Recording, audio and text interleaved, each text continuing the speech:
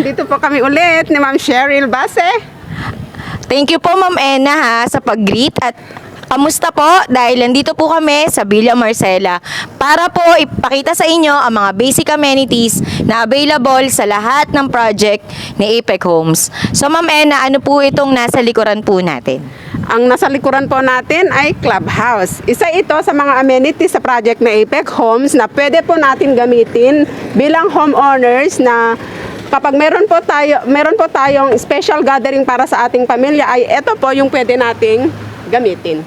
Okay po. At ito naman po, sa likuran ko po naman ay ang water facility na pinoprovide po ni Apex. Siyempre po para naman matulungan tayo in case po na meron pong mawalan po tayo ng water supply. So, meron po tayong water facility. Pero aside from doon, meron din naman po tayong water facility na available po sa lahat ng project ni Apex Homes. So, ma'am, meron pa tayong ibang amenities. Explain mo naman po sa kanila. Yes, meron po tayo yung parks and playgrounds kung saan pwede natin pagpapalaruin ang ating mga anak dito sa ating parks and playgrounds. Punta tayo. Okay.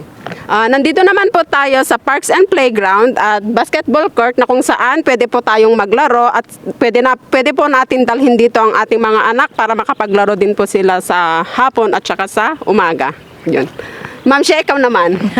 Siyempre po, bilang tayo po magandang subdivision at siyempre ililipat din naman po ito sa Homeowners Association.